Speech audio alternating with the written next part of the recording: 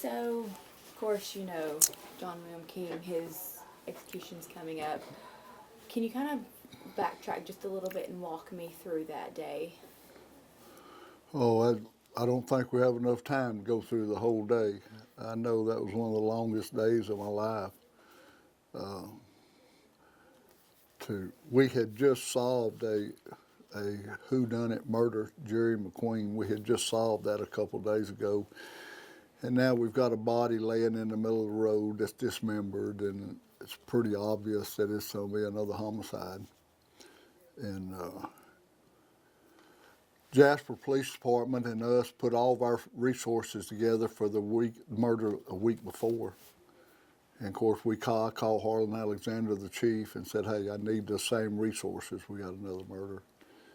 And called all my guys out. And we hit the woods, got to talking to people. Wound up with a young man that said he saw James Byrd in the back of a truck, a dark-colored truck, black, dark, very loud, with 3 people in it, possibly 2 males and a female or a long-haired guy. And we found some evidence at the scene with some tools that had the name Barry engraved in it. One thing led to another, and one of the guys said, hey, Sean Allen Barry's got a truck that fits that description, and his Barry is on the tools. So somebody said, hey, you know what, a couple of guys they're living together that just got out of prison, Bill King and somebody else, this long-haired guy. And we just got fortunate and got them all in, and about 3 o'clock in the morning, Barry confessed to Guy James and I that they were involved in it. For when y'all spoke with King, did he ever have any remorse? None whatsoever. He told our chief deputy, Paul Brister, that if we convicted Brewer, that he would talk to us. And he was on death row already. And Paul and I went all the way to Huntsville to meet with him. And said, well, you told us you'd meet with us and you'd tell us what happened if we convicted Brewer. We're here, we convicted him. He said, I don't know what happened, I wasn't there. You need to talk to somebody that was there. So, and it's still the same way. He's still denying it. I called the warden over there yesterday, where he's at the Polanski unit. Told him I wanted to ask King a couple questions and say a prayer with him and see if it would be all right. And they called back and he said, yeah, you can come on over, but we're not going to talk to you till my lawyer's present with me. So it's obvious he's fighting it all the way to the very last.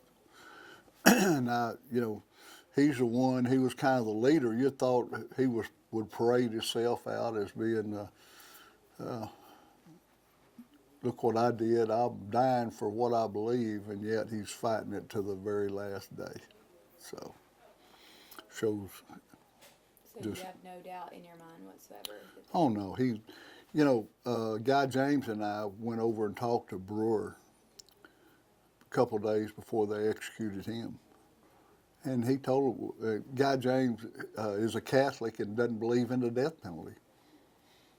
And Guy James really wanted to make sure we got it right. And Brewer said, yes, you got it right. Brewer named King as being there. Sean Allen Barry named King as being there. We found DNA evidence at the crime scene with King's DNA on it. So there's no doubt he was there. So that day that y'all had to go, when y'all finally identified James Byrd and y'all had to go tell his family, is that probably one of the hardest cases? That's tough. I've had to notify the family of deaths for years and years and years. But that was one that was tough. Family was all there. We all cried together. It was very emotional. Yeah, that was tough. That was tough. Were you in the courtroom when they were handing down sentences and convictions? On all three of them. All three of them. All three of them, I was there. If do you kind of remember like the emotion in the courtroom that day? There was mixed emotions. There was people wanted to stand up and cheer. There was people that wanted to cry, did cry. It's a very emotional deal. You know, talk about, you know, I'm one of them old tough cops, but it was emotional for me. You know, I mean, it was tough. It was tough. Do you feel that justice maybe was served for this family, or do you think this is something that's just, You know, there's justice that's a touchy deal. I would like to think that it is. This is the end of it for them. But if it was my loved one, my brother, my sister, my child, just because somebody got put to death, would that be justice? You know, I don't know that I could say that. I would like to think that this will end it for the family. I would like to think that. I would like to think that would end it for the majority of the people in Jasper. You know, there's a lot, Jasper's, they've been through a lot over this, and I would like to think that the majority of the people over there said, well, this is it. It's over with. It's done. Let's move on. Do you think of course, I'm pretty sure that you know that there was just a divide between people during that time in Jasper? The what now? A divide? Or do you feel like I never saw that big divide. That's one of the reasons we were so successful in this thing is our community came together. Obviously, you got 10% of the blacks and 10% of the whites that didn't buy nothing. You know, they were hostile, but 90% of the people in Jasper were not divided over it, in my opinion. And again, that's one of the reasons that we were so successful. And I give a lot of credit to the Byrd family. I give a lot of credit to the Jasper Ministerial Alliance. There's 30 or 40 preachers involved in that you know, they were talking to their congregations. And that just, like I said, in my opinion, that's one of the reasons that we were so successful is that the community was not divided like everybody was thinking it would be. So tomorrow is the day that they execute King. I know me and you kind of talked on the phone, but I'm just going to get it right now. Will you be there? Yes. I will not be inside during the execution. I will be outside. I've seen people die, and I don't like to look at their eyes. It's very sad. I have no desire to be inside, but I do want to be outside, and I will be. Were you there for the other execution? I'm sorry? Were you there for the other execution? No. No, I was not. I talked to him a couple of days before that and said a prayer with him. And Brewer was not the kind of guy that Bill King is. Lawrence Russell Brewer was kind of a likable guy, if that makes sense. You could sit and talk to him about, he was not bitter. He said he wouldn't change nothing in the world. And he was ready to go. He said, this is not life, living in this little old cell 24/7, 23 hours a day, and that's not life. I'm ready to get this over with. This one here, Bill King, he's fighting it to the end. He's having a rough time right now, I guarantee. I'm not over there, but I'm telling you, he's having a rough time. He don't want to go. Russell Brewer did. He was ready to go. Is there anything else that kind of, for you, how did this case You know, when this case happened, I wasn't on any kind of medications at all. No blood pressure, no nothing. The reason I didn't run for sheriff again at the end of my second term was because of health. I was on every kind of medicine you could you could take. I'm a lot healthier now, and so it really affected me. I wasn't ready for something like that, you know. So I'm just glad it's over with. It's over, and like I said, for me it was basically over when we convicted them. Lots of pressure in these trials.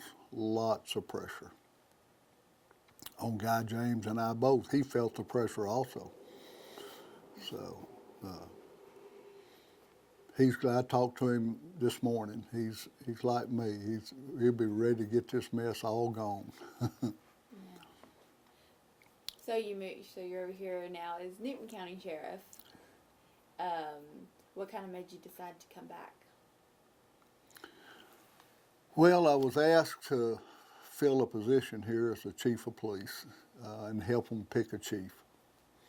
The city manager and the mayor said, you know everybody that's going to be applying for this, and we'd like for you to come help us pick them. And I got the bug, got law enforcement, it'll reach up and bite you, and it bit me. And of course there was some problems with the other sheriff. I think he was under indictment, and people wanted me to run. And once I got into it, I was really glad. It was fun. And it's still fun. I'm having fun right now. We've had our ups and downs here, just like we had in Jasper, but nothing like just the Byrd murder. So, but we're doing good. We're having fun. It's fun. Got a good crew working with us. And, able to help people, probably. Yeah. So. One more thing, with Barry King and Brewer, you know, that case is something that just so many people talked about just during that time. And you were talking about the pressure and everything. How did that weigh kind of on the department? How did it work? How did it kind of weigh on the department as a whole? It didn't. We were so busy during that time. Not only did we have the Byrd murder, the investigation, the trials, and all this, you know, we still had family violence. We still had juveniles acting a fool. We still had horses getting out on the road. We still had sheriff duties that we had to perform, and of course we were understaffed bad, and you know, the guys were having to do their regular deputy duties, plus we were having to deal with all this. So our department was highly motivated. Some of these guys were like me. We'd never, you know, we were the big attraction. You know, everybody wanted to talk to the sheriff or to the deputies, and the guys kind of, you know, it wasn't a bad deal. You know, you felt like you was needed, and the community was behind us so much. I can't tell you the community support we had during that time. Wow. Every law enforcement agency should have that kind of support from their community that we had. And from the other law enforcement communities. Lord, we had so many different agencies, law enforcement agencies that was giving us help. Mitch Woods, the sheriff in Beaumont, sent people up here. Ed Kane, the sheriff in Hardin County, sent people up here. Mike White, the sheriff in Orange, sent people up here. Sheriff Smith up in Tyler sent people down here. You know, it's unreal the support that we had from the law enforcement community also. That's good. Yeah, oh yeah, yeah. There's one more question I wanted to ask, just about those three. Oh, did you know them personally? No, I did not. No. Bill King, we were in the process of working we had reviewed a case on him, possible sexual assault of a juvenile that he was dating, that she was 16 or 17, or we had looked into that, but we had not even interviewed him yet when this happened. And any of them ever in trouble then? Not while we were in office. They had criminal histories, all three of them did, but not while I was in office. How long were you in office before the James Byrd? 1 year and 4 months. Wow. I was a rookie sheriff. Yeah, we was brand new. Wow. Well then it took y'all, how long to catch these three men? To catch them. That day, we got called to the crime scene about 7 o'clock that morning, 6 to 7 o'clock that morning, and we had them in jail by 6 or 7 that evening. I believe it was a little less than 12 hours we had them arrested. That's good. So, yeah. When you got to deliver the news to the Byrd family? Do what? I'm sorry. Sorry. When you got to deliver the news? You know, you're messing up our interview. No, I'm just playing with you. I'm just playing with you. Hi, how do you do?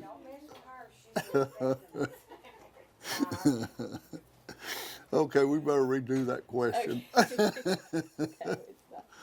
When you got to tell the Byrd family, of course you had to go that day and tell them about, their son, their brother.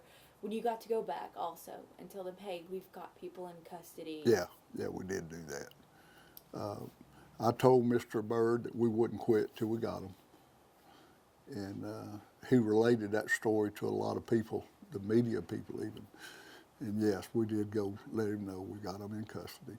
And told him that we kept him really notified of everything we were doing. I felt we owed that to him.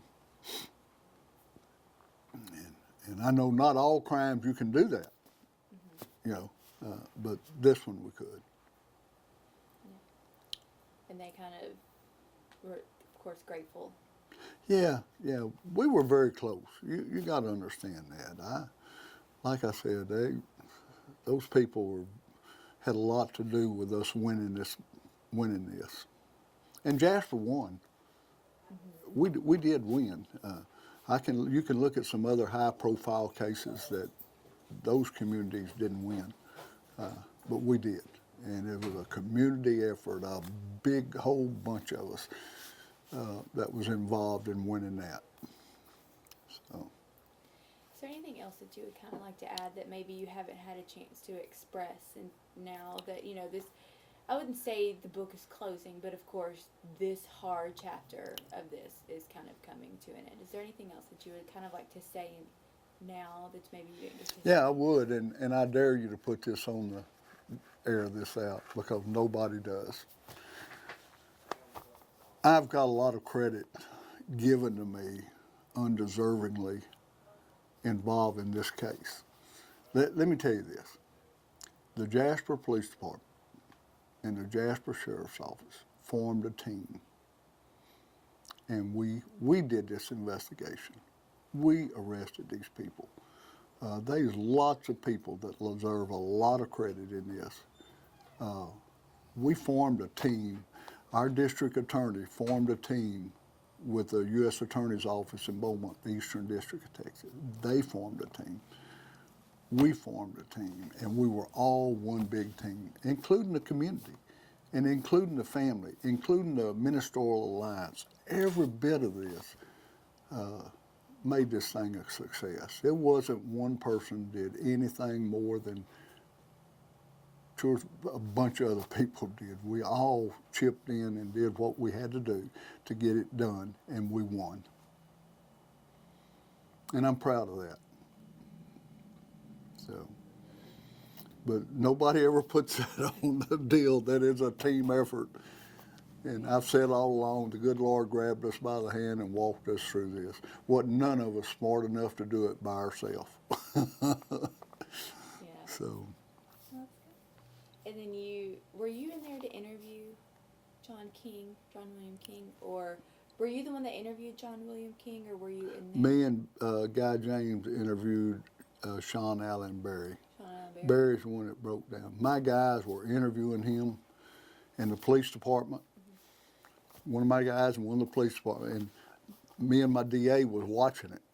And after it went on and they started hollering and screaming, and it was going crazy. And my guy James said, "Hey, we need to go in there. We need to relieve them. Let's go in there." And we got in there, and within 10 minutes, he fessed up.